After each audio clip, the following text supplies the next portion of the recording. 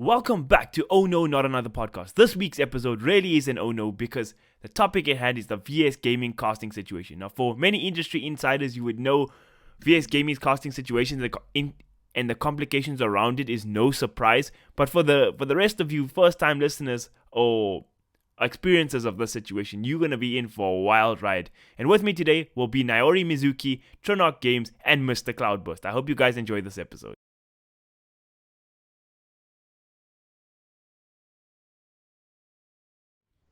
Welcome back to Oh No, Not Another Podcast. This week I am joined by Ichigo Kurosaki, a fancy name for rain, and a fucking faded Smurf. How are you guys doing today? Wait, which one am I? Can I be the Smurf? Offended. No, the blue head guy has to not, be a Smurf. My name does not have anything to do with rain. And how could you call Naori a Smurf, dude? That's so rude. You know what? I know makes she's sense, like isn't it? 5 foot, okay? Just because she's 5 foot doesn't mean she's a Smurf. Cloud's also that 5 make foot. me Ichigo? He's not a hobbit, alright? Am I Ichigo then? Yeah, you got that bunkai action going on, dude. You're yeah. probably Ichigo because your sword is bigger than you, so that doesn't work. Hey, come on. If you really are a fan of the anime, you'll realize that his Zangetsu gets way larger than him. So please. What? It doesn't get way larger than him. What What do did you mean? Did you guys just hear we use words? So Yes, you guys, Zangetsu. we had a conversation before this podcast started. I was like, you guys can't hold back. You guys got to go in, lay into your issues here. That's like, no, we can't do that. What if Blizzard's upset? But you can make fun of a guy for being shorter than a Zangetsu on the podcast. Nah, dog. Overwatch values are yikes from me so far. I know, right? It's terrible. Like, look at this. It's just Have you so ever scuffed. watched- Come on. Have you ever watched the Naruto Trinok cast? Dude, I will sit in the middle of the cast and go, but Trinok, you're bad. And that's true. just how we do it. Naori I mean- bullies me. I mean, we all casters. That's kind of the reason you cast. You can't play, you cast. You know, that sort of vibes. Banter is important. For sure. So, I mean, let's start off with you, Nari, since you're speaking. Give us a bit of an introduction of yourself, what you do, the reason you're here today, you know? Alright, so I'm Nari Mizuki. I'm heavily embroiled in esports, particularly in Overwatch. I've been a host, desk analyst, and caster for Open Division and for Contenders South America and Contenders EU Trials. I also cast for the Apex Pro EU League. And I do voiceovers for Apex clips. Over and above that, I cast when and where I can. VS Gaming, Metal State, Attack Arena, just wherever I can find a cast. So if somebody needs a cast to hit me up, I'm broke. And I'm here today to talk about, well, casting. Lovely. Surprise. I enjoyed the shameless self-promotion. I heard you do a podcast as well. Yeah, I do. The Grind Path to Pro podcast. I interview tier 3 and tier 2 coaches and players from the Overwatch scene, just chatting about their road through Contenders and through Open Division and changes in the scene and that kind of stuff. It's a lot of fun. Sounds good. Trinok, how about yourself? Give us a little insight. The things you do. Hi, my name is Trinok. Other than you have blue hair. I am extreme. Are you? Yes. Is it because of G Fuel? To the G Max field. Can I I don't know what I object? just said. Might be the cringiest moment I've ever had on my YouTube channel, and that's really saying something. I'm what's up? I cast Overwatch every once in a while. I do Counter-Strike casting for City League and some Rocket League here and there, and mostly I just meme about and try not to take things seriously. I don't know what I'm saying anymore.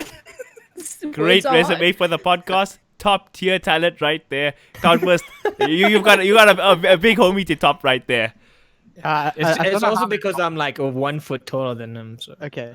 just throwing it out there. We're rolling back to the short tricks. Like, literally last year, finals, short tricks nonstop, and now Oh, yeah. podcast. Dude, look, okay, I apologize for those. I apologized at don't least want you 5 to times, apologize. okay? This is I what it's apologized at about. least 5 feet I of apologies. appreciate them. Okay, look, Cloudburst, I'll give you a secret in what Trinok told me after Comic Con. He says, you know what, VS Gaming put two play-by-play casters together. You're the better play-by-play caster, so he's gonna make fun of your height. You know, coping mechanisms. You gotta understand where he was coming from. I never said anything like that. This is Yeah, lies. obviously it was off the record. I don't have allegedly. off the record on the podcast. Well, sometimes you're off the record, you get right back onto the record, so it's fine. But anyways, I'm gonna not let this dilly-dally in short jokes much longer. Cloudburst here. I cast things. I've been out of the scene for a bit because this hunk of junk is a hunk of junk.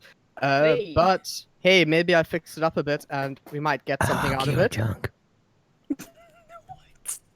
Okay, but now I'm on a podcast.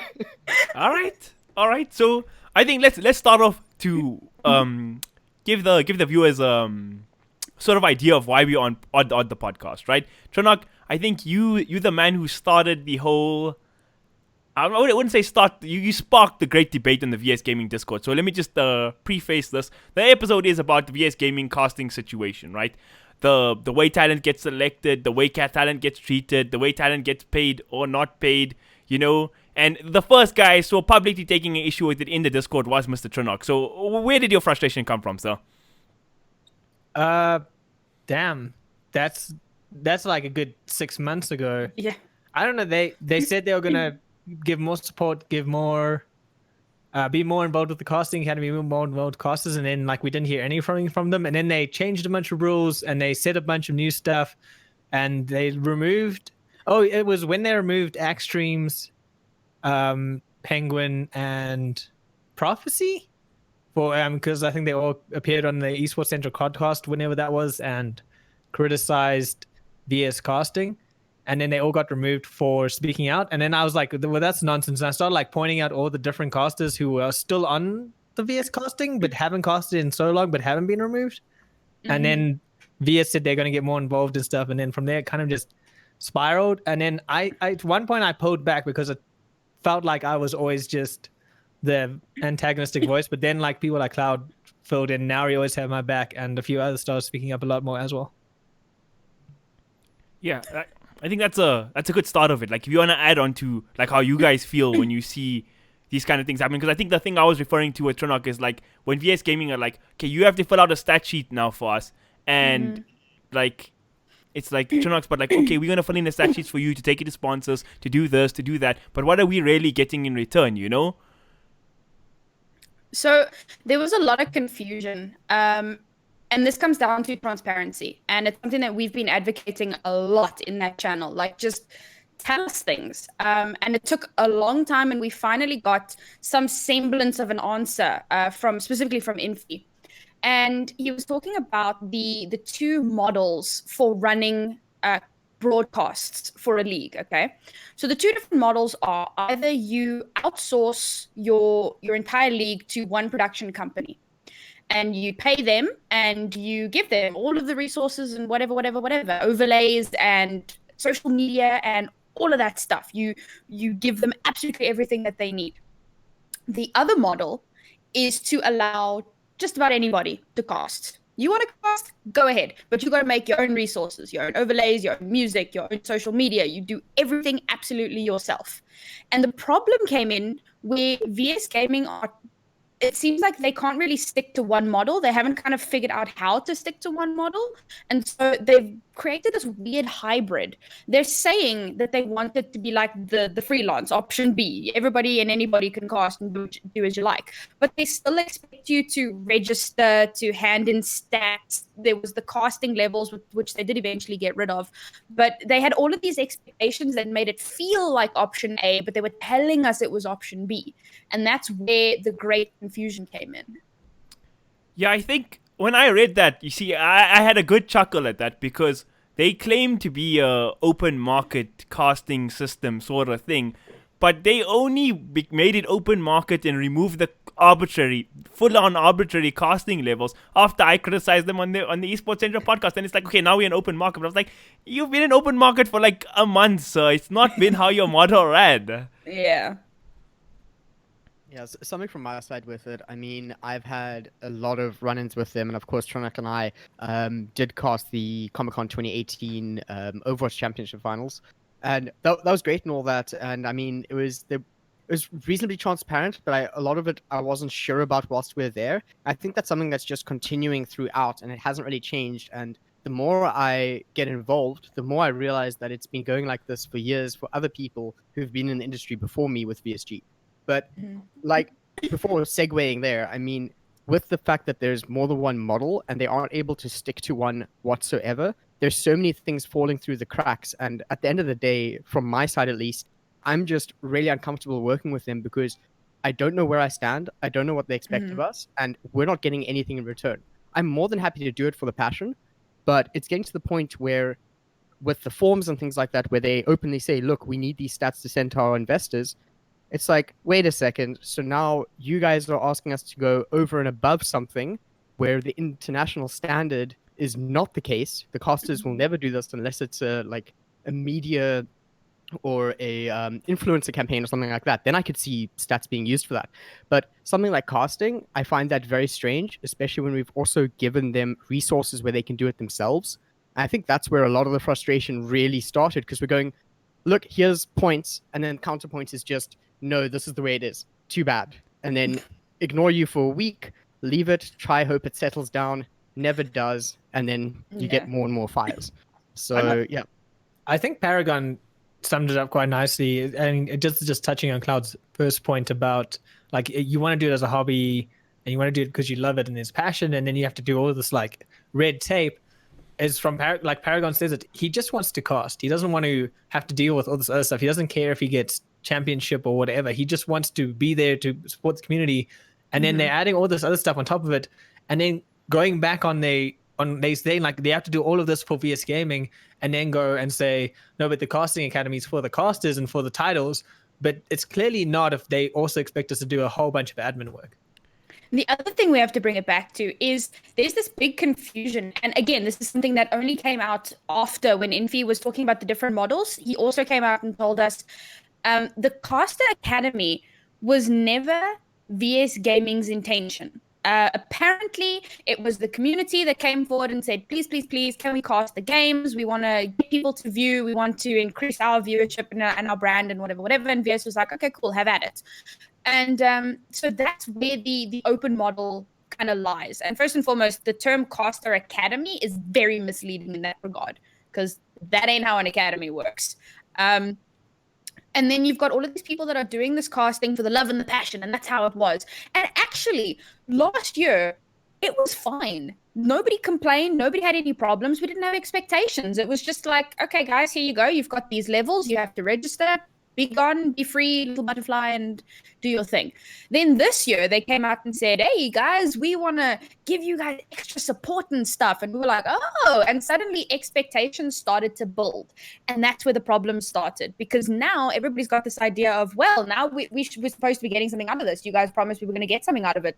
Now you want us to do like all this extra work. We're still not doing anything. You're telling us it's to justify the resources you're putting into the VS Academy. What resources? Aside from the masters where people do get paid, there are literally no other resources being put in, except for the occasional retweet. Big resources there, boys. So they're trying to justify something that doesn't exist at the moment. And I could potentially see it in a stance of they're trying to put together a proposal and say, you should give us resources because, and then stats. Again, if that's the case, be transparent. If we know that we're working towards something, people are going to be far more inclined to want to work. At the moment, everything is so up in the air. Nobody actually knows what we're doing this for. And 90% of the casters just want to do it for the love. Very few of them do it as a career. I mean, I do it as a career, and I still just want to do it for VS for the love. I don't expect them to pay me. But if you're going to create an expectation, then you need to deal with the backlash when you don't meet that expectation. Yeah, in terms of resources, like that's a good thing to mention. What resources does it offer? From what I see is I look at it and I see you're getting information from casters, you're getting information when they're streaming the games, you're getting all of that. So I see the input from us advertising their brand. We do our own social media, we stream their games with their name in our title. You guys even do production and have their logos, and I don't know if some people even run their ads and shit. So that's free advertising for them. There's a resource, us as broadcasters, but from them, it's the opposite of resources we're getting back from them. It's like, okay, you need to do X, you need to do Y, you need to do Z. You can't complain about it, because then, which happened earlier today in the Discord, people got called toxic for bringing up real issues. I mean, we'll get to those issues a bit later, but it's a clear level of disconnect. I said that's an Esports Central podcast that's going to come out Thursday or Friday. Today's Thursday. Today is Thursday Thursday. of time of recording of this podcast, but it's still not out. Maybe it'll come out tonight. I don't know. But I said it, like I was talking about the Masters line. It's a level of disconnect, right? You have an idea. You think this is how it is. The community says no. And it's like, okay, community, you wrong, we're right. We know what you want better than you. It's like, nah, dog. I'm not really about that life.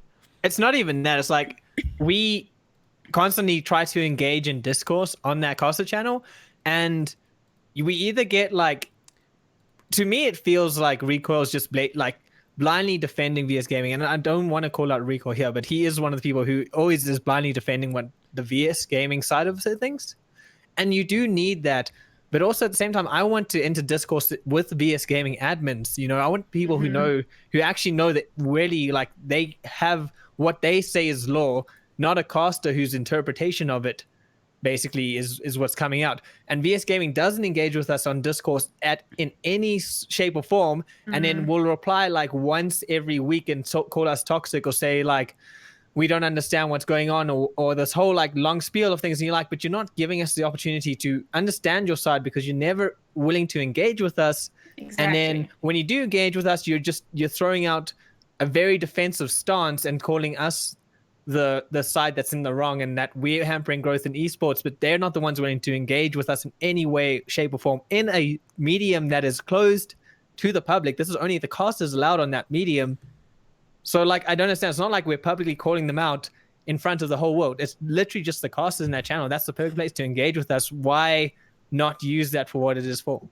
Mm-hmm. Well said. That's very well said. Cloudburst, you have more to add on to that?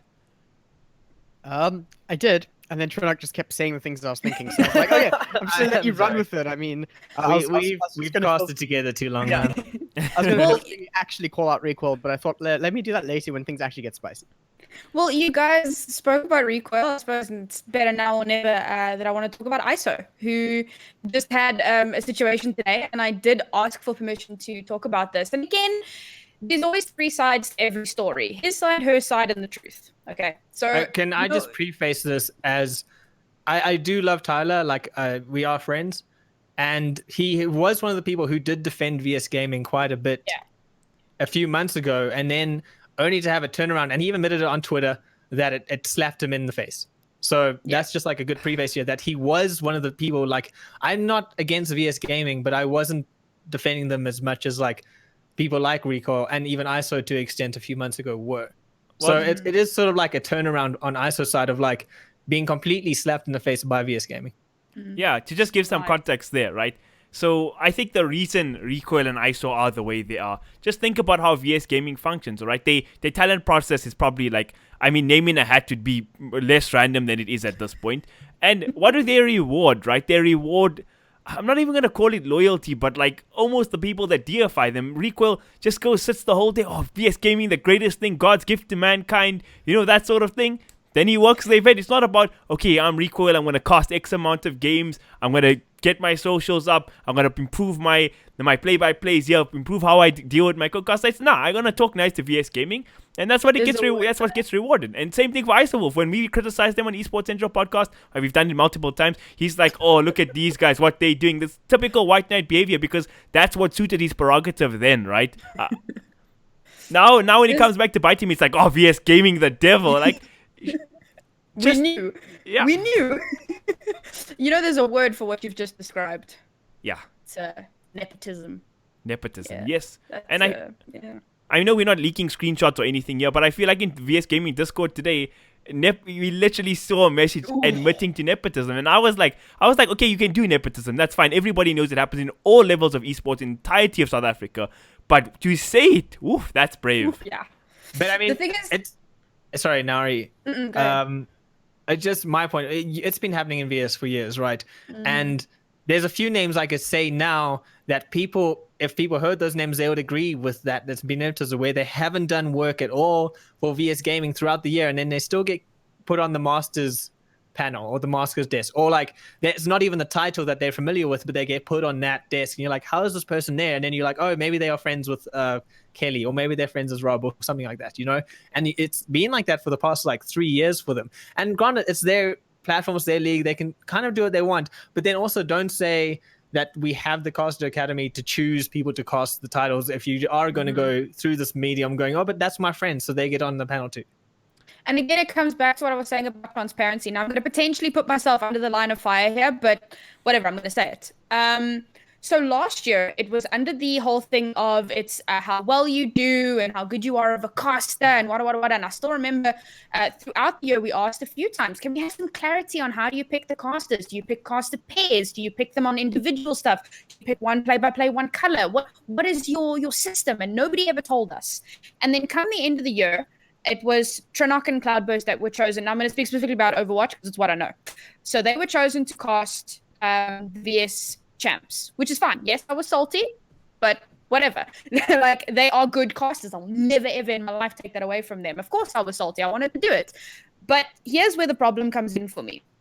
The situation that happened today is that there was a caster announced for CSGO, for the Masters, that no one had ever heard of.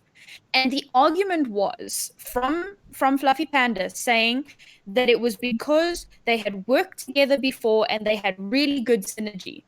And I'm like, but that's not how we did it last year. Because if that were the case, it would have been myself and Trinok, because we had been a caster pair for the whole of last year, almost every single game with us casting together. So, and again, I'm not trying to say, anything. It's how they've changed the standard. And if they have changed the standard, that's fine. But tell us, be transparent about it, because all they're doing now is dragging their own name through the mud again. Nobody knows what the hell's going on. There's a big joke about how you can just cast the finals. You don't even need to be a VS caster. You don't have to be in the VS Academy. You don't even have to know how the game works. Just know one caster, and if he's casting the final and he puts in a good word, you're good to go. Yeah, and I think just to add more onto like the sort of like thinking behind a guy like Recoil and the VS gaming mentality, right? If you see Recoil type in the Discord, I think he feels like maybe he's a senior caster and he has this going for him or that going for him, and you have to think about why, if that kind of behavior has been rewarded in the past, right? He works. I mean, he's been working Masters for a while. He's been casting for a while. Credit to the guy, but it's. I don't want to flame, but I feel like it's a level of disconnect, right? I don't know where I was really going with that. Actually, I lost my train of thought. Somebody else. I'd actually like to pull that from you. I think it's a case of big fish, small pond, where it's someone who's been casting for such a long time in a scene that's still emerging, and just because he was there at the start and he has the connections, it's instantly seen as he is the best at it. I mean, I'm not going to go off on the exact quote, but he pretty much just said that he doesn't see as anyone else being good enough to cast with him other than the pair that he has chosen for the upcoming LAN event. And I mean, saying something like that, like, sure, if you can back it up 100%, but does that not, like, reading it over again yourself before you press enter to send the message does not come off as you are being extremely brash. You're just being so full of arrogant. Yeah. Arrogant's probably the best word to put out there. And sure, you can be arrogant. I really do not care. But not when there are flames being thrown everywhere because of issues present, and then you're going to be arrogant about it with something that the best word I can come up with is corrupt, with the way that things are being chosen and the lack of transparency. It just comes up very badly, and I think that's probably just, it's a bit of a segue, but I think that's more or less what you were trying to say there, Camille. Yeah, you said that brilliantly. You actually touched on aspects that I wasn't even going to think of, right? But I think it's like, again, it's arrogance, clearly, because again, Recoil, like, have some perspective. Your camera's still blurry, but okay, there's it, right? Have some perspective that you were at Masters last year working that event. I don't know how much you casted last year. This year you've been active. But you were at Masters last year, and you and your co-caster for the first hour of a broadcast were calling people by the sponsor names and not their player names at the biggest event, getting a fat paycheck. Just have some perspective when you're saying you don't think people are good enough to cast with you, when there's the likes of Prophecy, Extremes, Haze not working these events. Even Anthrax himself is a really good CS caster, but of course, if VS Gaming, we're not going to hire him for obvious reasons. More to the thing, it's like it's a level of entitlement as well. CSGO and Dota casters have been getting Masters and shit for 3 years. There've been plenty of LANs. They're most supported titles by far. And I don't think, like, it's again, like Trino says, big fish in small pond. They think they've worked these big events and put on fancy jackets. Now they're the hottest shit ever. But oh, did I? It's fine. He has blue hair too somewhere. at some point in his life. No, I'm Somebody kidding. said it. But it's like you lose perspective if you're working every event. You don't know what it's like to be like. I'm gonna reference Penguin ZA's article that never came out, but it's still a good piece, and it'll eventually come out, of how much Sinister Smiley gets paid. This is the lolcaster who costs like 4 games a week the whole year, right? He rocks up to DGC, has to pay his own shit way to get there to Comic-Con, and he gets paid 2,000 Rand for the weekend. Now, it's easy for me to shut up, be quiet, be nice to VS, work Masters again next year like I did last year, but at the same time, it's disgusting to see other commentators for different titles that are lesser known in the South African context, not because they're better or worse, just because they're different. And then you're like, I'm the best guy here. How many games did you cast this year, Equal? Like, more than 10? That's not a lot, bro. That's not a lot. Like, have some perspective. That's really not okay. Sorry to jump in there, but something like that. I can personally say I don't know Sinister Smiley. I know that him and Sheepy are quite active in the league community, and they do mention their casts a lot, but I've never actually interacted with them properly, and I've probably popped into their casts once or twice. But I can tell you right now, from what I've seen, the production quality is extremely high, and they are putting in the hours. They have a replay function. It's insane. What? Yeah, It's like insane. replay functions. Like, okay, for one, to have a system that is able to handle it, that's one thing. Second, from that is being able to set it up for something that you're getting paid 2K one time at the end of the year, if you're lucky, because there's no corruption or nepotism or incompetence in between. I don't think that's very fair, because that is a shit ton of promotion for a company that is really, like, I'm really going on a rant here, but I love it. like, all they're doing is just getting things out of us, and us being a community of casters, and all you're seeing is the big fish in a tiny pond getting the Reaping the rewards.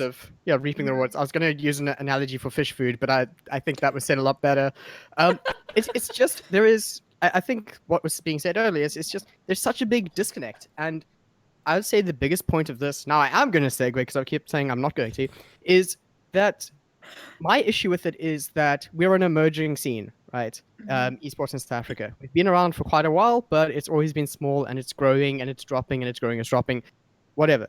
The thing is that we're doing the same thing that our government does. You see, Trevor Noah explained it very well, of the world goes one way, and we're like, nah, let's turn around. And I wasn't trying to do any sort of interpretation, but that's just the way that I remember it in his comedy skit from, like, 2006? I don't know. And I just see that happening more and more in esports locally, mostly from VSG, or VS Gaming, is that we're just taking international standards, that the reason they like that is because it has been tried and tested, and this is the way it works, this is the way it's more fair. There's still a lot of issues internationally, but why are we doing it so differently, and why are we doing it the wrong way? Like, come on. You know, my favorite thing has been, so when Infi did pop into the casters channel and give us all of that information, and exactly what I was saying to you guys about how they have this weird hybrid between the two modes, and it's not working, and it's creating unrealistic expectations. And then he responded, and he said, because I gave an example of how Broadcast GG does it, and this is now the community that I work with that covers Overwatch in various capacities, and he said, well, we haven't done too much research into how the rest of the world does it, wada, and if you have suggestions or whatever, you can present them to us in a professional way. And I was like, what? Because the only time anything gets unprofessional is when Jason or Tranok has said something in the chat, and then somebody comes in and starts, like, slamming him. And then today we had a full-on rant being told how childish we are and how toxic we are, and we need to approach them in the proper manner, and you know, engage in discourse with them. And the problem I have is it's exactly what Tranak was saying a little bit earlier on. That's the caster channel. And we've said it in this channel as well. This is the caster channel. This is our platform. This is how we contact you as the talent managers, as the managers of VS Gaming. This is where we discuss our problems with you. And this is where we expect you to create that discourse with us, not give us two, 8-page essays once every 6 weeks and expect everything to go away. Like, engage with us. You want us to engage, but you're not engaging. And this is the big issue I have. And then you want us to be professional and call us toxic children. Yeah, but Big I mean, yikes. but also on top of that, like use the proper channels. Which I mean, all right, I'm sure Cloud knows this already. That I did approach Fluffy Panda about his solo casting at the beginning of the year, and it wasn't anything against Cloud. It was just as something against the quality of the casts that were happening as a result of them being a solo cast. And I approached Fluffy about it through the proper channels, like going through to her, and it took her like 3 weeks before she responded to my like the message that I sent, and it took like 2 other messages also saying like, can you just look into this before she finally acted on it. And the action was basically just to tell Cloud that there's people complaining and to find out a way how he can improve his costs. Now, on that, Cloud did do that and did improve his costs. But like, if you're going to say that you're so involved with this was also where my issues with VS started. If you're going to say that you have this academy and you are going to be involved with it and run it properly and you want it to be professional, and then a few of the members approach you about something that they feel is misrepresenting the brand, and your only response is to tell the person in question to figure out how to make it better without giving actual feedback to them. It's like, how can you say that you are running a casting academy, but you don't even know how to approach grievances, you know? Dude, I don't know, think, Cloud. I don't know if Cloud, if you want to give your side of that and how Fluffy approached you on your. I'm actually trying to look for how she approached me so I can speak with confidence, because honestly, that was the start of the year and that's a long time ago. Yeah, it was a long time ago. It was a weird time. while you're looking for that, I just want to, I think we spoke a lot about or mentioned the Caster Academy a lot, but to give some context to what the Caster Academy is, and I've been in this Discord from like the start. I don't know what the Caster Academy is. It's called an academy, and like I think the one I haven't seen any teaching. I've just seen like give stats. People saying, but why? I've seen backlash to stats. I've seen no academying. I mean, VS Gaming could hire Paul to come down to South Africa and be a host for a weekend and stuff. Maybe don't bring him back. We don't need Paul. We have good hosts here. Not as good as Paul, of course. But maybe pay him next time to be like, yo, Paul, can you watch one of our casters games a week and like build up from here? Let's actually help these guys on their journeys, right? We can't pay them now, but let's try do something. That's an academy, right? Sitting in a Discord saying when people bring up concerns and saying they shit is not an academy. That's a big yikes from me, Chief. Yeah, but also like They said they started the academy because people were asking for it and they wanted to help casters and grow casting and, you know, help casters grow and teach them where they're going wrong. And then you're talking about the people who run the academy, which, given the responses, is mostly just Rob and Kelly, Infi and Fluffy Panda, is that they actually don't know much about casting. Like, if you ever received feedback from Fluffy Panda, a lot of it doesn't have to do with the actual casting content. It's more with like the production side. And even that is like, it's such minor grievances on the production side when there could be such a way more in-depth analysis of it. Especially, I mean, if you do VOD reviews and Cloud's done VOD reviews, now he's done VOD reviews, I've done VOD reviews with like casters from international Overwatch casters, and they've like gone into such like in-depth things of why everything's wrong.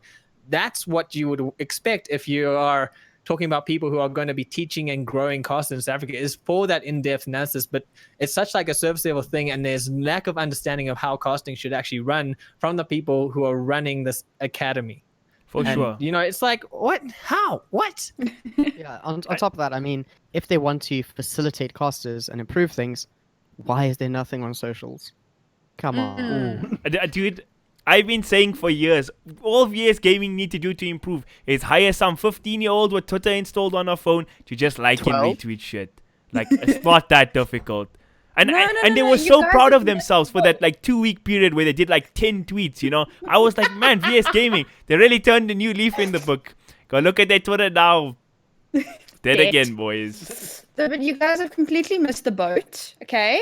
Yes, the people did say that the people approached VS Gaming and said, please, can we cast? But it wasn't to help them improve as casters. It was for them to increase their own brand. It was like, instead of streaming themselves playing Overwatch, playing Fortnite, playing PUBG, instead they cast. This is the content they create, and they use VS as a springboard for this content. And all publicity that VS Gaming gets is happenstance. In fact, I'm going to find the message where Infi actually says that it doesn't give them anything. So y'all talk. I'm gonna go Well, find how that. would it give them anything, right? We streaming to our own personal channels. They don't share on socials. They don't promote the shit.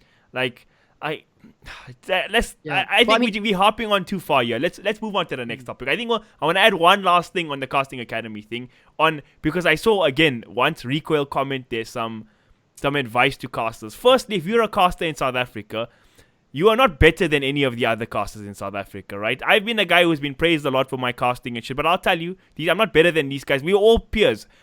Cloudburst can ask me to look at his replay. I can ask him to look at my replay, but we're looking at it as form of peers, right? Nobody in South Africa is good enough to be like, yo, I'm going to coach you how to be a caster. Nobody. If you want to be a desk host or stage host or an interviewer, go speak to Sam Wright. She can coach you. But other than that, fuck right off with that narrative, man. Nobody in South Africa is good enough. You want to get us better, hire us Paul Chandler to be better. We can speak to Paul ourselves if we want. Just no. Let's drop the Caster Academy thing there. Let's drop the biggest topic of today, right? And I want to give the context of the topic. So we spoke a bit about selection process so far, but I think Gals did it asked very nicely today in the channel. What is the selection process? Because we've had a context now for the CS:GO Masters LAN qualifier that only has 5 teams, by the way. Ask, how did this patchy guy, I don't know what's his full name, get hired to work this event? I'm not flaming or anything, he said. He's just asking the context behind what he got hired. Because from what he could see, he's not in the Caster Academy like they asked all of you guys to be. He's not doing the filling in the stat sheets like you guys all have been doing, or people in the Caster Overwatch channel be was doing. like, nah, fam. Yeah, I know. I didn't do it either. I was like, yeah, sure. Like, fuck that. But nah, dog. Just one thing on that quick is he asked that yesterday at 3:30. Yeah. Just as a bit of context there. Yeah. Hey, I was impressed they responded and today, it okay? wasn't responded to until somebody started controversy. Yeah, well, When it was just a flat question, no one Recoil cared. responded, and then obviously because Recoil responded, obviously defending VS Gaming as always, everyone else was like, wait, that's a legal meme, but in this case we were like, wait, you're wrong. Recoil's response was, the classes haven't been announced, guys. That was his response. What do you even mean? He's like, Yeah, whatever, that, and then people were like, no, but they have, and then eventually Recoil came to the conclusion, he was like, yeah, they haven't been announced, but they've been chosen. You're like, well, that's the same thing, mate. It's the same thing. You're wrong. no comment. It's still he was wrong in that situation. It's wild, dude. I that's what I always say. Disconnected and disillusioned. That's how I feel about many members in the South African esports scene, right? So Gals asked this question, okay? He's like, how do you get chosen? And again, nobody responds. When VS Gaming do respond, it's we admitting to nepotism, right? We've covered that already. But now look at the various game titles, okay? Dota 2, we had a selection process last year for Masters where Snare, the guy with the most international casting experience, and the guy who is the best panelist and analyst in South Africa by a long margin, didn't work the event. Or he didn't work in the broadcast. Desk watching all the VS Gaming hired the guy and put him in the basement, okay? They told me the year before. So the year before, I just started casting 2017, middle of the year. And Masters was, of course, in September. So I was hoping I could cast the event. I was the most active caster coming into Masters. And I was like, yo, am I gonna be able to cast the event? Kelly said, no, man. You're a bit inexperienced, so we're going to go with the more experienced guys. And I was like, shit, man, it felt bad. But I kind of understood the reason at the time, right? So now next year, roll up, I'm working there, and I should be proud of myself, right? But not really, because Snare is not working. And I was like, okay, but this is the most experience, not experience in terms of years, but fucking done high quality work. And then I see who's replacing him. A guy named Captain Von Black. Captain Von Black, now, to give some context, is my co-caster during DGC at Rage the year before. Brilliant co-caster with me for Rage. We had a fun time. We did all that stuff. He's a talented guy, but that's what he is, a play-by-play caster. He doesn't really cast things. He's just good at what he did for the time, right? But now come to Masters, they hire this guy to be a expert on the panel. Now, Captain Von Black's analysis doesn't go further than well, now Broodmother has 8 legs, kiff, brew. And it's like, okay,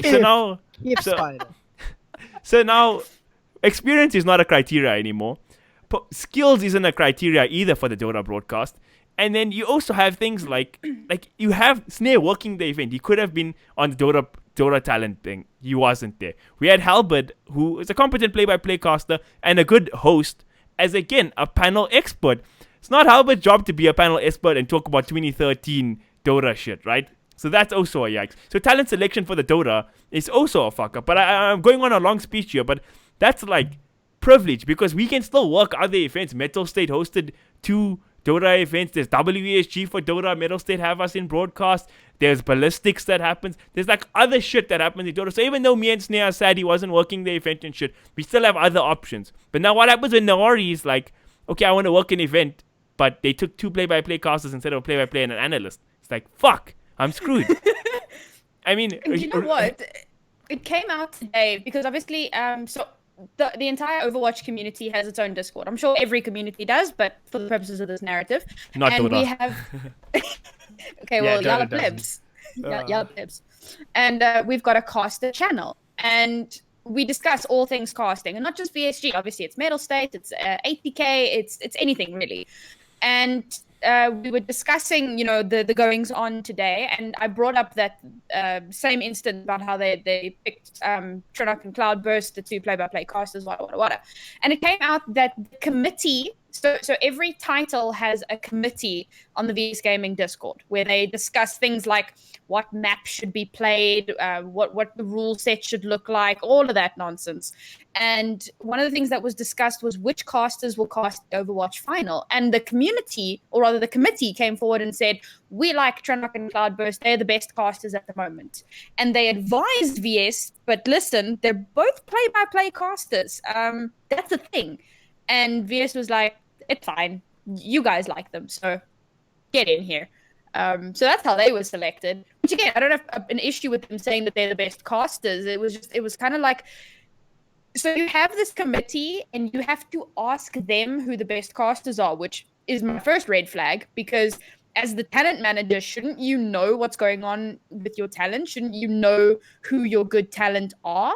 Yeah, it's like, why would we sending you VODs for you to watch and review? Right? And then you go to a different committee and be like, who do you want? It's, it was weird.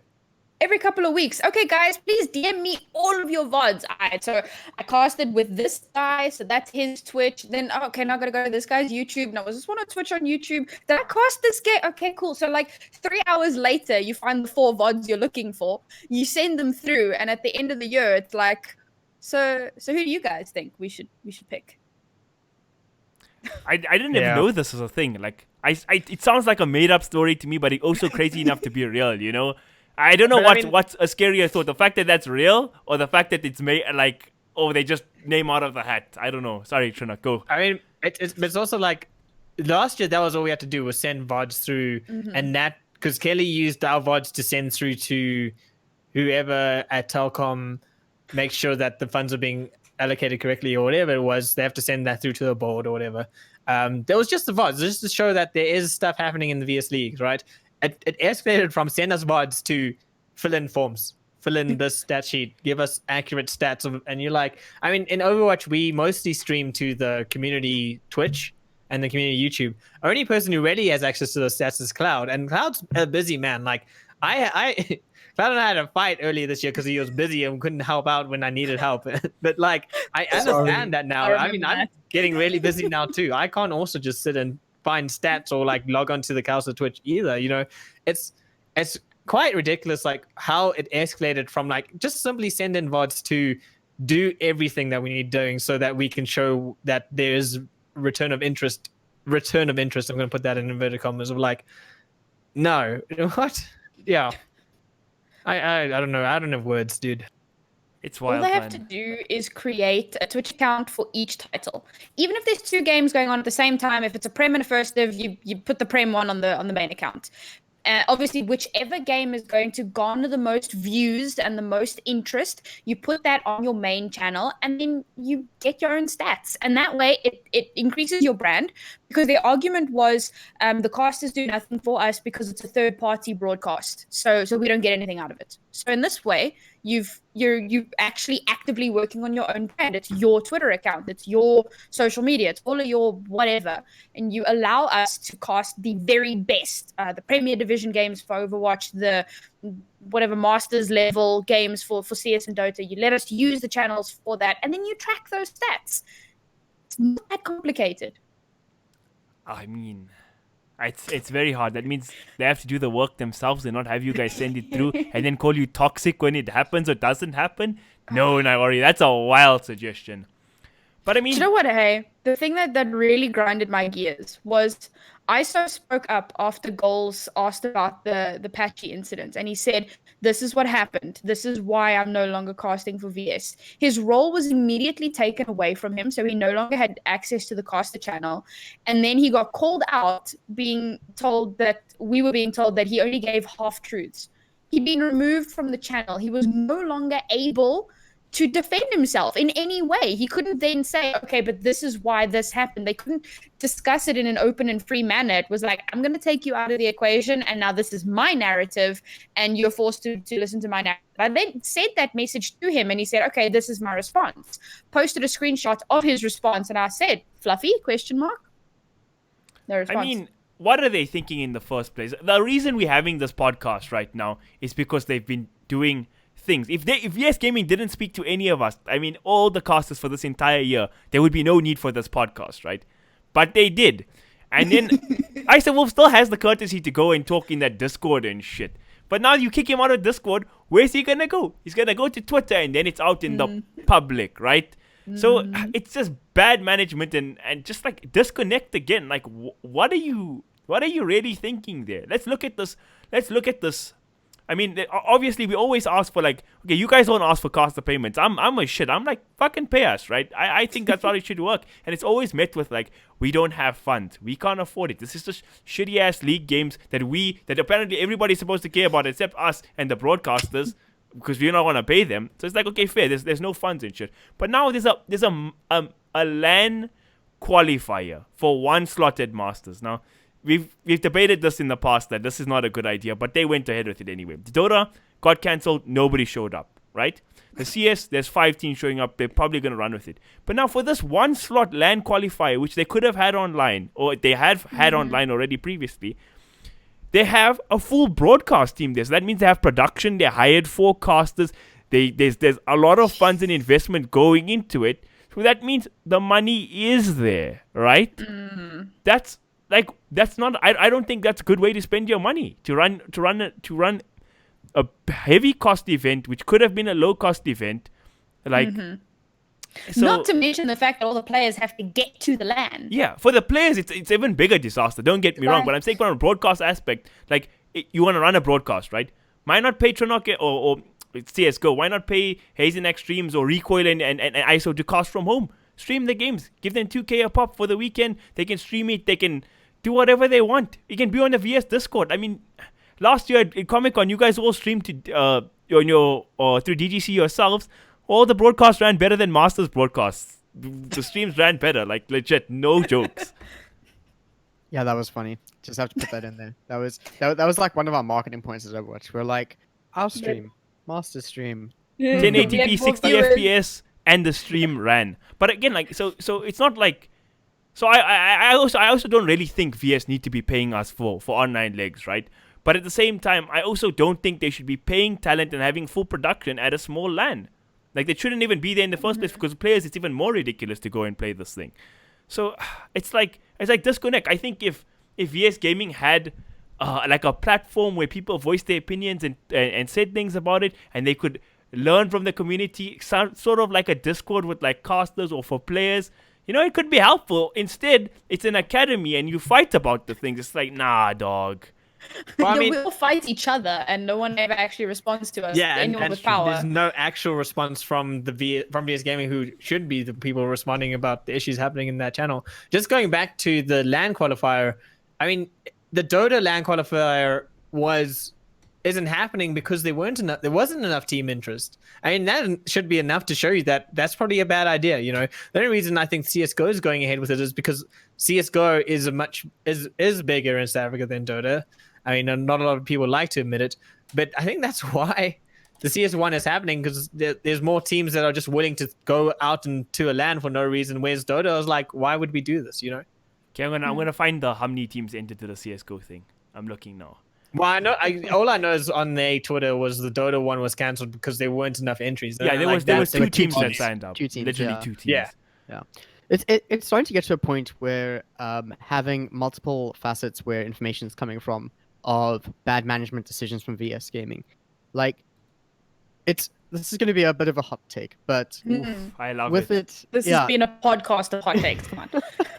But basically, look, it's great. I'm glad they're in the scene. We need representation. We need a tournament to play. We need somewhere for casters to go and things like that.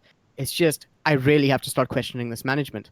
It's starting to get to the point where I'm just thinking that it's management where they aren't paying attention to what esports is actually doing or what esports actually is.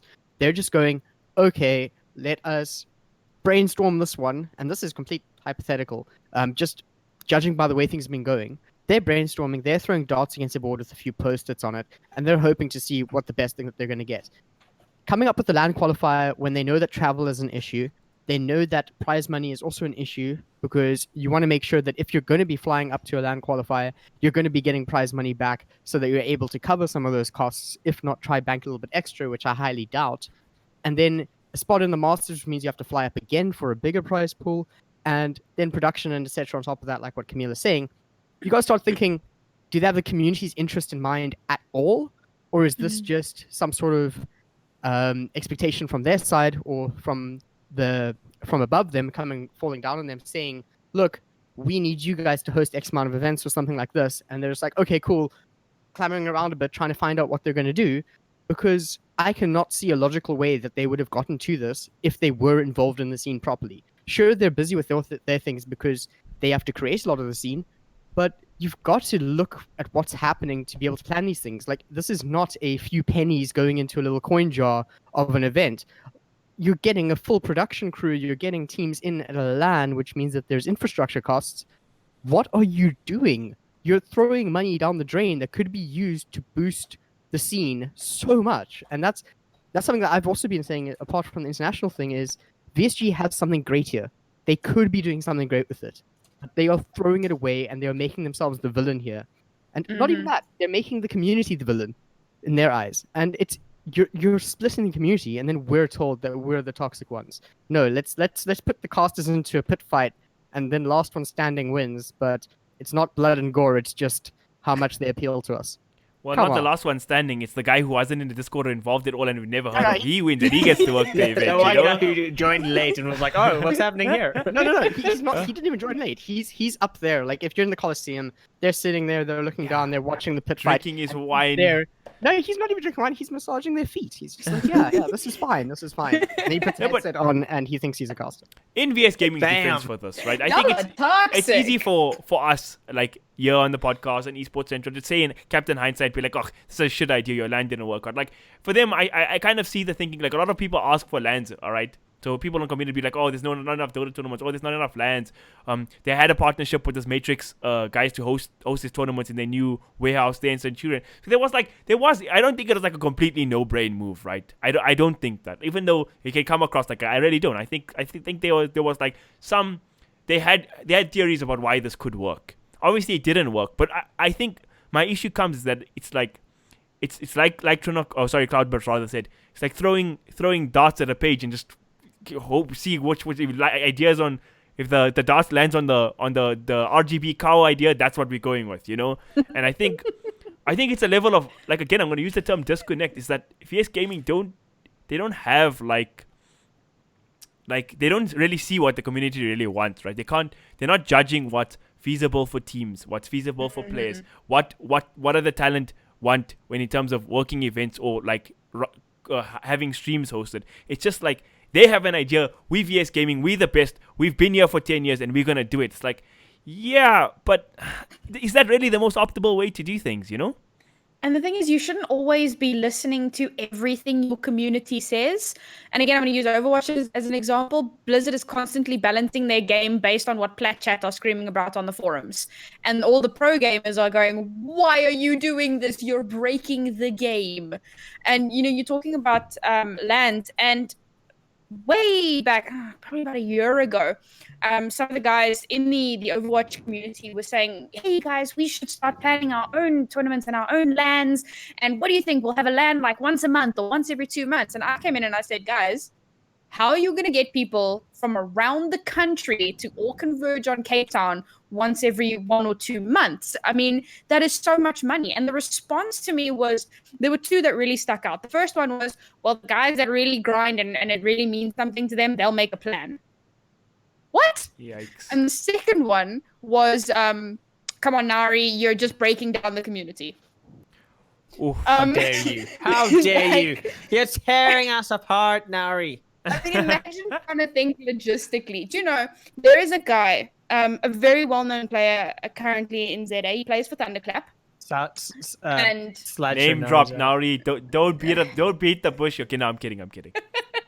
Anyways, do it. Drop the name. No, it's Rexon. He's in high school. He's only 18, and he might not even be able to play at the champs. This is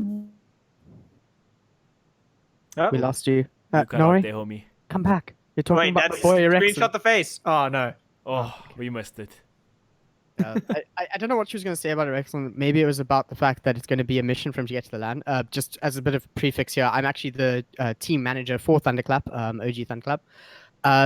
So we're actually struggling to find funding and such to get up to the land for the championships, because they did announce that it was going to be the top 16 teams. We're currently in the top 5-6 teams. So it's one of those things that, like, even if you make it to the top during the online legs, it's a bit of a mission there. And I'm not too sure if this is what Nori is going to say, but I'm just keeping on that road that she was going down. Eventually she'll be back. And yeah, I think I think VS Gaming have a lot going for them as well. Like Rage, it didn't matter that people had to pay their own flights and all that kind of stuff. For the last 10 years, people have been going to Rage and been loving it, right? It's everybody knows Rage is this weekend. We're going to buy tickets. We're going to go. They obviously changed now, going to Comic-Con. And I kind of like what they're doing here, where they're splitting up the championships, right? Where people are getting their own events.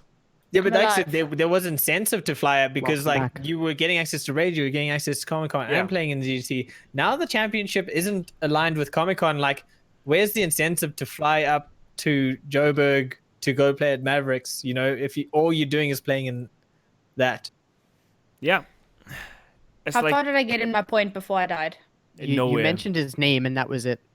Oh well, you said like his chances of going up are slim or something like that, and then I kind of took it away from you and I rolled on my own things, so we can rewind maybe. Yeah, let me do that quickly. So this kid he's 18, he's in matric, and there's a very good chance his parents are going to say to him, you may not go to finals.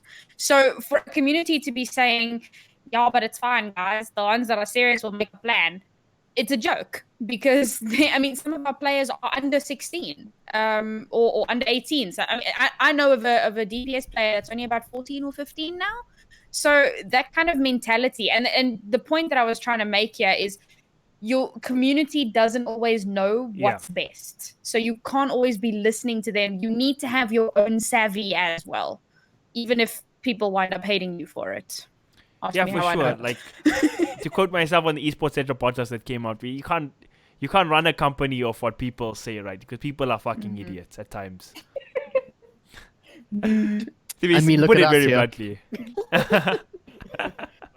You don't sit and talk for an hour to talk to the wall, right? That's what it feels like right now. We're talking to the wall. We're not getting anything back. And why are we having the same issues we had in 2015? And then back to bringing it back to the casters things. But I think, again, if you're a CSGO or Dota caster, you don't actually understand the pain that most of these casters go through. You get a bigger paycheck, you get more events, you've been supported and told you're worth something for a long time. And a guy like Sinister Smiley, who has a fucking replay function going, he's like, you get 2,000 Rand for DGC. That's not a thing, man. That is not a thing for me. I find that's a straight up injustice. Agreed. Honestly, Yeah, I no, think I mean, that like, is just terrible. I was worried. I mean, when Penguin was doing that article thing, I was worried, like, I don't have the experience that someone, let's say Rico has, and he loves to say that he has 8 years of this. I mean, I've been doing this for a year, but I have enough experience outside of VS gaming to know when there is something not quite right. And so that's why at least I can try to speak up in that way. Like, even if I get written off as like, oh, you don't know nothing, you've been doing this for a year, who are you? And like, I know in South Africa, casters will do that because apparently years equates to experience and makes you better than anyone else, rather than actually being able to work at it and grow yourself, you know?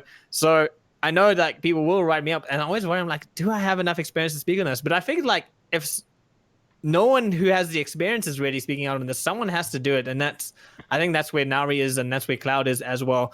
And I think that's where, like, a lot of the Overwatch guys are, because the way that we run the Overwatch casting thing is, like, I do the production packages, and like Cloud will try and manage stream and titles, and like we have a social media person. Like, we run it like we want the community to be. It's a community led.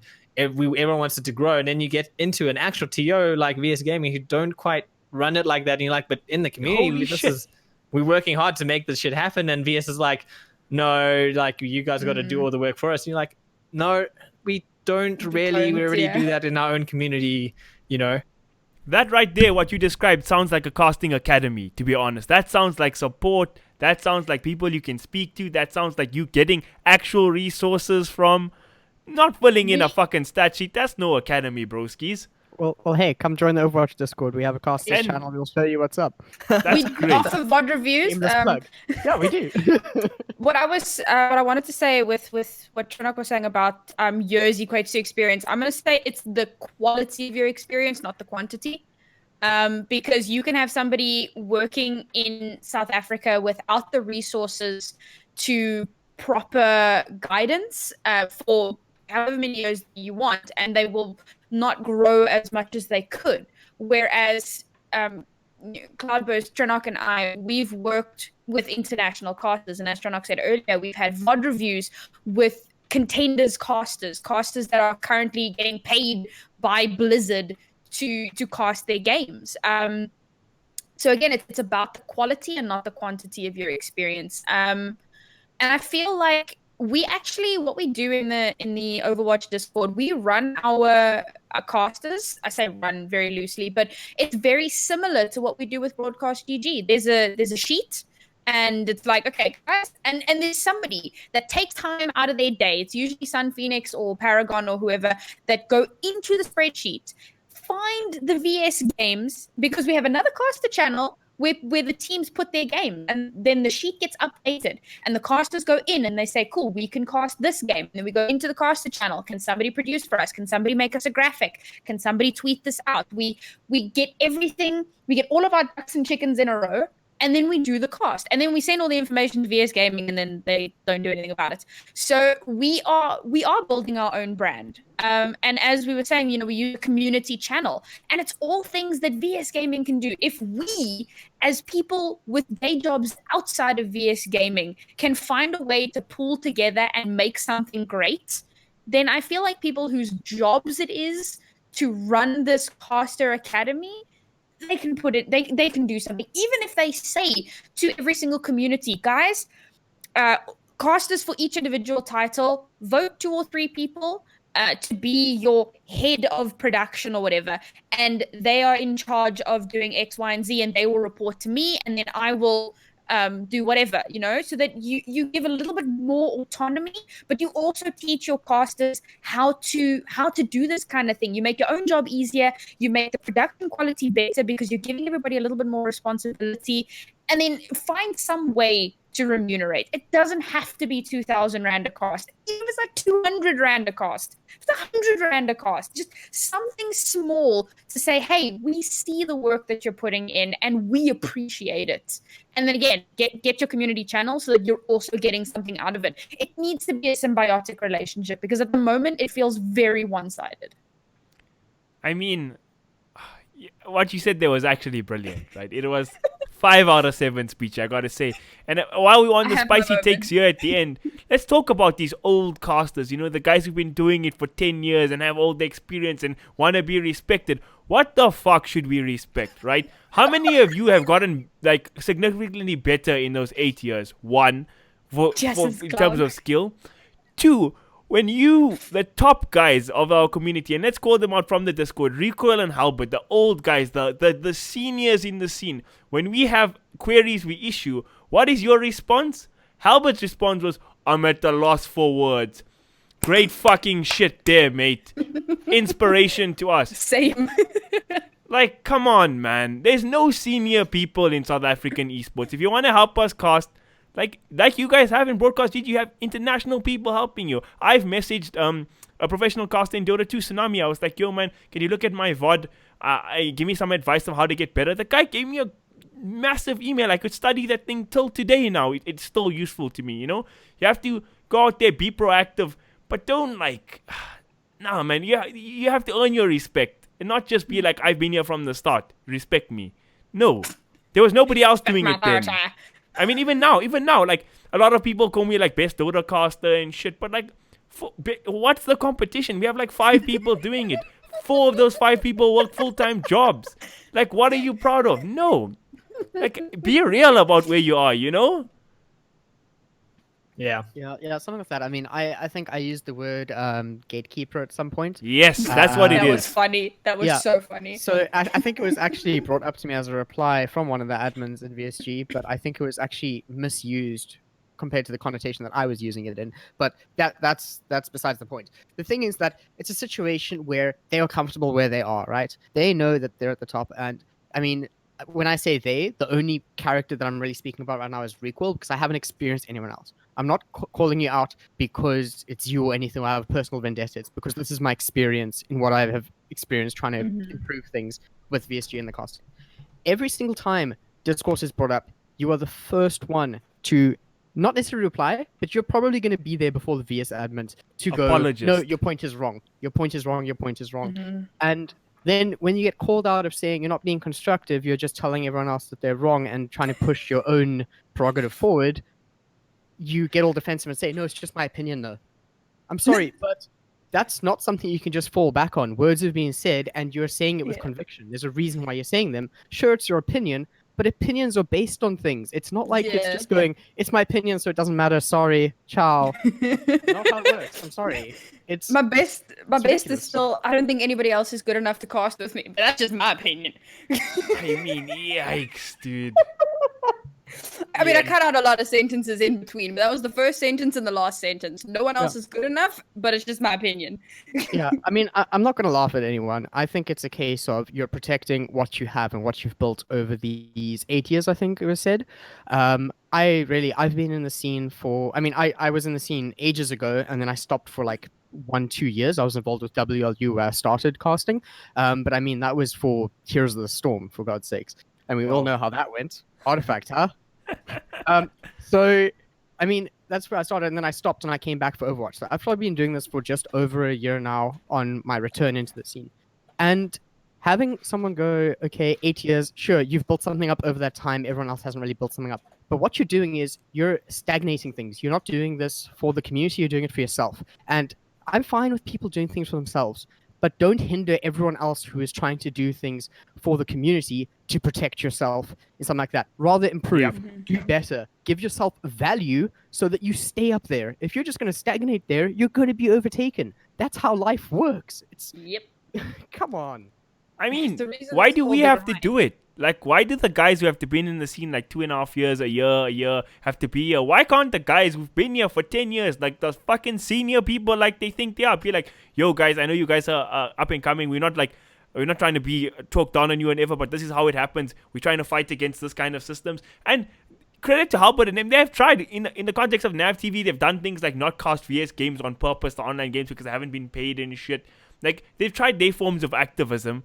But now at the same time, then when people are like criticizing the same things 3 years later because nothing changes, you can't be like, I'm at a loss for words to look good so you can fucking maybe work a Masters event because you suck some dick. Get the fuck out, mates.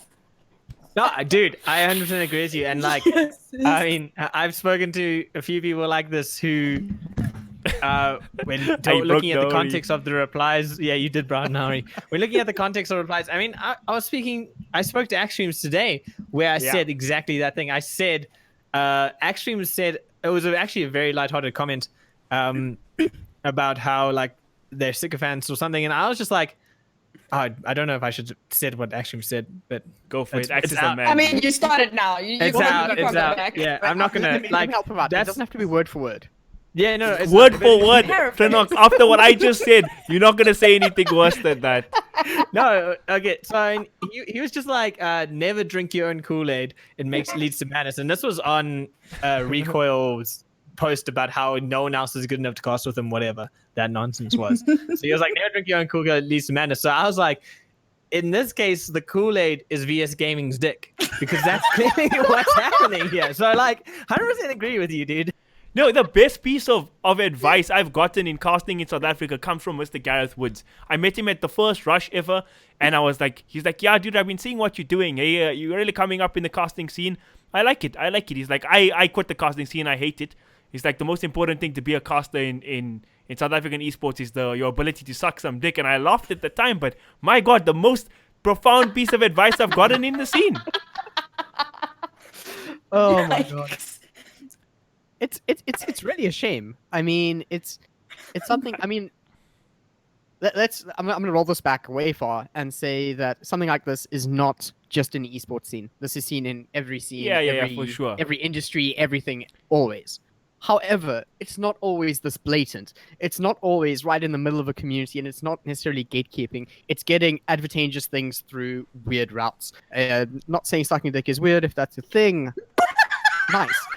But what I am trying to say is, don't do it out in the open. That's illegal. Okay? Yeah, like VS Gaming lied to us. Please don't be like, we like Recoil so much. He's been casting for 8 years. He gets to pick anybody from a random hat who he wants to cast with. Please just say, we've had a good vetting process. This is the guy we've chose. We think he's the best talent. Yeah, you're going to get flack. But at least I don't have to say on a podcast what you said. Like, it makes me feel better that you're just like, okay, at least you're lying to us. At least you care about PR and saving face. At this, it's like, holy shit, free for all, brother.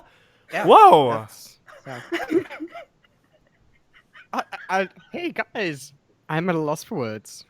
So I'm just gonna. Same. But the thing is, like, everyone knows that there's nepotism in VS Gaming, and like there's never been an open admittance of it. And then like today, they're just like, yeah, it's because he cast good with Recoil. All right, cool. Jeez, dude. And like, I hope you guys know, I mean, I've accepted this fate a long time ago being on Esports Central podcast, but you motherfuckers are never working again after today. Dude, there's so much drama. I mean, just trying to cast games of Overwatch that I'll be happy what if you I mean don't you have don't to want- have that responsibility. You're not sad about the insinuation that you might just maybe get your name pulled out of a hat to work for like 2,500 rand at DGC. Come on, dude. I have a nice job that I'm really happy with, so I don't need to worry about being paid random amounts of money from VS Gaming. I'm happy for Honestly, you. Trenok and I were talking earlier today, and we were both amazed that somehow the three of us, the two of us and Cloudburst haven't had our roles removed.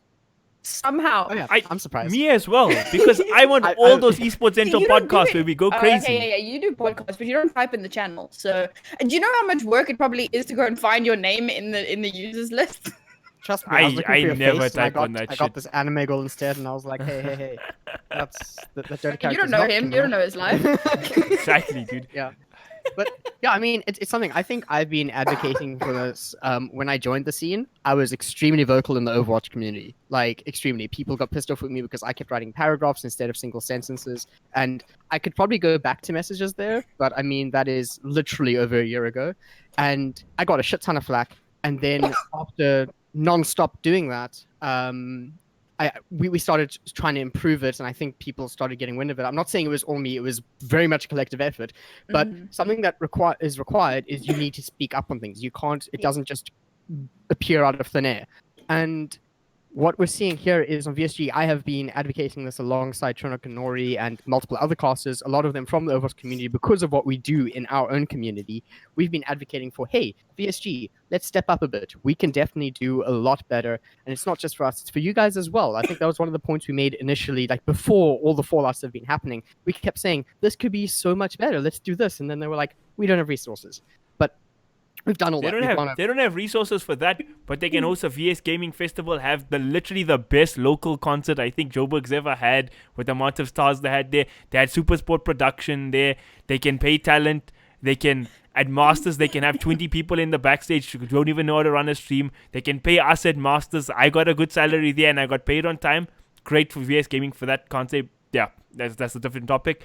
And like, I don't, if I'm not going to work Masters this year, but hypothetically, if I did work Masters, okay, take half of my salary and give it to Sinister Smiley. I'm making that donation right now. Like, I think it's not right. Like, you can't pay one person to do the same job that much less.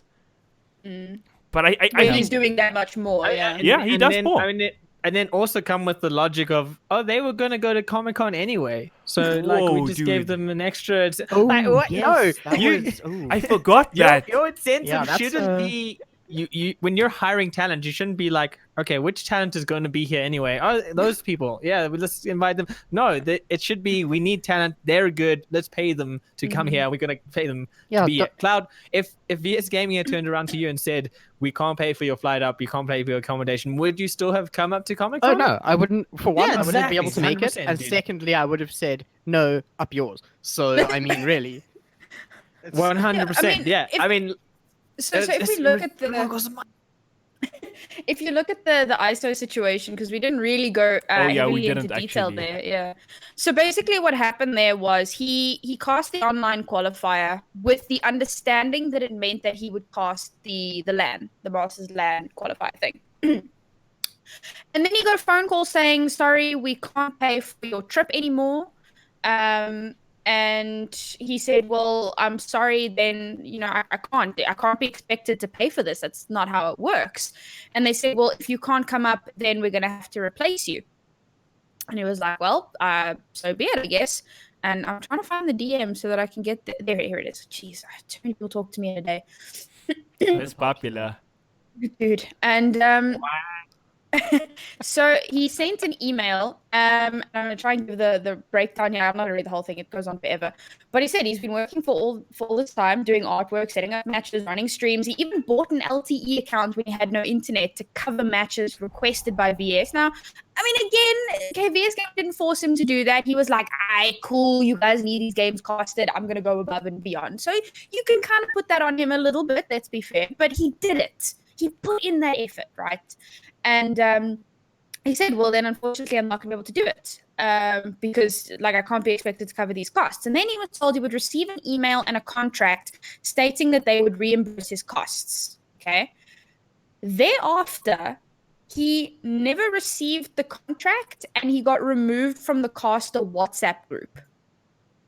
Then he came into the VS Discord to find all of the stuff that had been asked by Goals. He stated once again, this is what had happened, and then he had his caster role removed.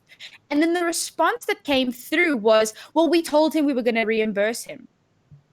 Where was that email? That was within a very angry email. That was because we lashed out at that.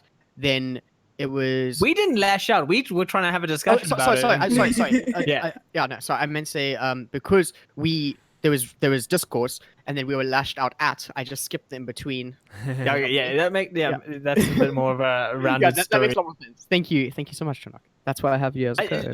I can see how you can see us as the aggressors because we do always raise issues, but most of the time we're not trying to be aggressive. I agree. I have lost it a bit once or twice on that channel where I have been aggressive in my responses, but that's like after like just a boiling point of frustration where I'm like, why is we constantly being like dodged, or why do I always have to speak through recoil about this, and why is he always trying to shut or block me out or push me away as I'm trying to ask these queries? And like there's like a bit of boiling point of frustration, but most of the time, a lot of the time it's people trying to enter into proper discourse, and then we get called toxic and children. Yeah, I'm a toxic child of 28 years old. Yeah. Yeah, but I mean, really continue there, Nori. I was just saying that like the reply to this that we got was in the middle of a rant saying that we're toxic. It wasn't a professional response saying, look, this is actually what happened. It was a case of complaining that there weren't two sides to the story and we were all going off one narrative and not the truth. It was just an angry rant about it. Anyways, sorry, I didn't mean to segue so far. Well, I mean, that was kind of the gist of it. So they said that he would have to pay his own way, and he said, "Well, I can't," and then they replaced him. And something else that came out was that this patchy guy has never casted with Recoil before. Did Nori die again? I think she died again. I don't remember where it said that Patchy's never casted with Recoil before. No, Nara, can you hear us? Hey, there you are. Okay. So I was saying at the start of the, I was saying at the start of the podcast, there's the three sides to every story: his side, her side, and the truth. So this is one person's side of the story, saying, Recoil's never casted with this guy before. And then we've got VS saying, no, they cast together. They've got great synergy. Whatever. No, they didn't say that. We wish she said that. Sorry, carry on. So, I mean, this is the thing. It becomes an issue where obviously you can't... But again, so now they've removed his role, so he can't defend himself. So we're getting all of this stuff in DMs, feeding information back and forth to try and get the full story because... And again, it's not our job to find the full story, but because we don't want to fall into the same trap, we have to find the full story. And it really is, it's absolutely ridiculous that this is how the casters are treated. Yeah, I mean, I made that joke about... Oh, sorry. Did we cover... I remember that Trim brought up that Penguin and all of them were removed after being on the esports channel, but did we cover the reason that was given? Because obviously they weren't going to say it's because you were on a podcast and you spoke nonsense about us. We covered that on the Esports Central podcast. It's because they said because they were inactive. So you can plug? I don't remember, dude. I feel like we flamed... Every episode is like this. I don't know. Okay, There's so many, dude. But I think I made a joke about ISO earlier, but again, this is not the way talent should be treated. I think it's disgusting the way he got treated. I think whether he it's not really poetic justice that the guy who used to white knight it gets wrecked. Ideally we wouldn't want that happening to a talent. And two, it's also not... I've been flaming all these guys the whole time, but it's not really their fault. You have a system that rewards that kind of behavior. You make your hiring criteria... Well, insinuate your hiring criteria is nepotism. Okay, now you've clearly stated that. So what do we do to cast games? No, I'm not going to go cast your games and stream and improve myself. I'm going to be like, hey, you look so good today. The weather's fine, don't you think? What be friendly, right? That's, I guess, is the way forward. Yeah, I mean, sorry, I really want to know what you were going to put the reason as for with Penguin and them being removed. I have to know this because I have not privy to this information. Oh, Naira, you can say you're more excited. It started basically. Andrew messaged me, Penguin. He was like, "They've removed me from the caster channel." I was like, "You what?" And then they said, no, well, these guys haven't been active for very long. And Trinok lost his damn mind. Yeah, that's when you remember on the VS Cast channel when I started pointing out people who haven't been active and how I was like, Penguin's been more active than this person, and they didn't remove those people, and they kept like, no, we're gonna restructure, and those people were removed. And for like 2 months, those people weren't removed, and I was like, well, you just removed 3 casters at once. Based on the fact that they're inactive, and yet all of these people, that was when I started like, what the hell is actually happening here? Yeah, I do remember that. I didn't know that was... And it was related to Penguin telling me his reasoning for getting removed, and I was like, wow, let me just go through this caster list. And of those 3 at casters... the time, like, Goals and Tools weren't active casters, and they're active casters now, but at that time when I was pointing that out, even they weren't active. I was like, Goals and Tools aren't active. Like...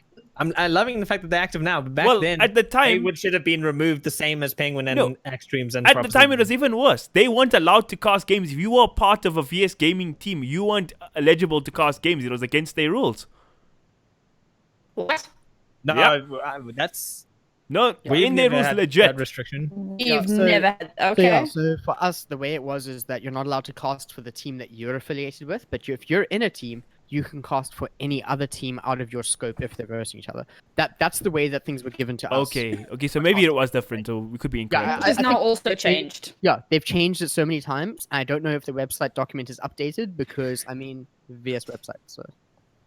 At this point, it's basically just make sure that the teams are happy that you're casting it, and then you can cast it.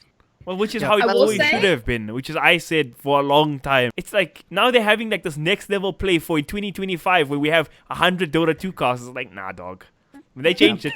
Admittedly, after I flamed them on a podcast as well, they changed it. Yeah, so I mean, it's a case of if it's managed correctly, I think something like that can work if you also have the numbers to back it up. But away from that, this is just to do with broadcasting. Did you know that you're able to put your own advertisements on streams for VS Gaming matches, which originally in their clauses you were not Yeah. allowed to do? Yeah, Now- you're allowed to do that. You're allowed to do that. So if I go all hunky-dory over to Jesus, I can go to them and I can say, hey, I'm going to cast this. There's going to be 60 confirmed viewers every single time I cast a match. Do you want to put your name up there and pay me $1,000 every cast? Huh? Also, Cloudburst, how did you find out that information, if I may ask? Oh, Pulling teeth. Actually pulling teeth. yeah, literally pulling teeth. So I think that actually has to go to Paragon, who found that out properly. But that goes back to the different methods that they could be going through, which I did actually share with all of us in our Discord. Yeah. I mean, chat I know thing. the answer to that. I wanted to share it to the for the people Yeah, no, watching. 100%. I don't know if we want to share that information anytime. Maybe I'll just do it.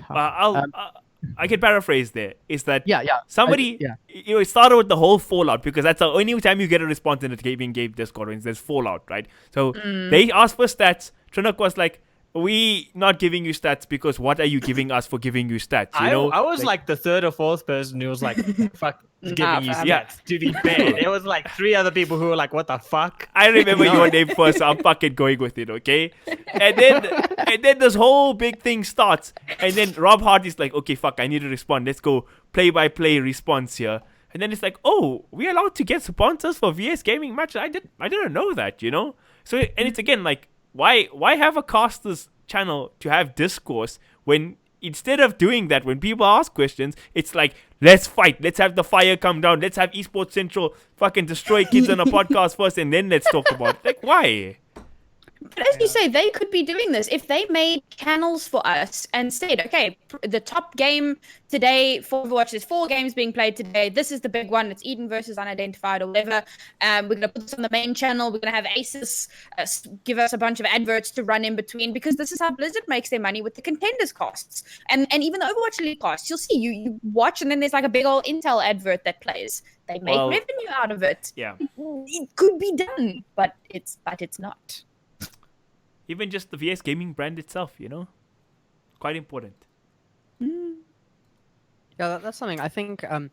It was when I signed up, at least it was a requirement that on all the streams you have to have the VS Gaming logo somewhere, and you have to have it in the title. I think those were the 2 clauses. I don't know if those are still there or what the situation is, but to my understanding, there's a lot of casters who don't do that, and now we're being told that we can do that and have other brands on. It's just Weird. once again, it's a disconnect, and it's a revenue or it's added value that all of the casters could have had from the start if it's allowed. And now we're told, whilst we're in the middle of it all, that hey, you guys can do this. Look, have this what would it be, like pity coins? It would be like, here's some value that you could have been doing this whole time. It's your fault for not pushing forward with this. Yeah. And it's like, you're not wrong, but you're very misguided as to how we see things working. Yeah. Misguided. I think Robert himself once he said, what did he quoted, he made a statement about the Esports Central podcast. He's like, misguided, misinformed, missed whatever. I read that, I was like, oh, it's our podcast, eh? I wonder where else that shoe fits, you know?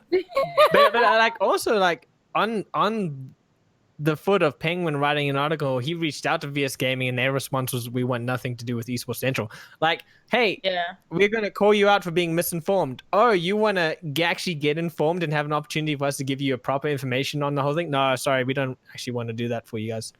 Yeah, we've been trying to get Rob out on the podcast for so long. Like, after Masters, we're like, yo, you want to come on? We're going to talk about this. After we had the session, he's like, okay, we're not really happy with what you guys said. Like, okay, come on. Elaborate on why X, Y, and Z happened. No, sorry, I can't. Like, honestly, as a I kind of understand because VS Gaming is a big organization what ties into Telkom, so you're not allowed to just go out and say shit, right? For me, I'm just like, if there's an issue, because people do get stonewalled, okay? We do understand that they are in partnership with Telkom and they've got their big bosses and whatever. So if there's a situation where there's a stonewall and you've now gotten a wall of text from whoever, and you just say, okay, guys, we hear your complaints. I'm going to go and find out because at the moment, I don't have the authority to comment on this. Then you go and you come back the next day and you say, right, guys, I raised these points. This is what I'm allowed to tell you. And people would be cool with that because at least there's some kind of transparency in that. It's not a case of just, well, we're just going to ignore it and hope it goes away. Yeah. So I think we've kind of reached the close here. We've been moaning about it feels like the same thing for maybe 2 hours now. I don't even know. That's just because that's literally every day in VS Caster Channel is the same thing being moaned about and like nothing happened. So we just Mood. that's Maybe actually a after this, pretty I good won't be in analogy. the VS Caster Channel anymore and I won't have to see it anymore and that'll be fantastic. So is that what you guys Nice. just did? Okay. You guys just used me as an exit route for your departure of an annoying Discord. I'm shook. I would not like to depart. I would like to continue being there, although I don't know if they would like me to Join the wrong continue podcast then, being homie. Yikes. Cloudburst. Final words, Cloudburst. Final thought. Your last bomb to drop. I honestly just think that VSG could do better.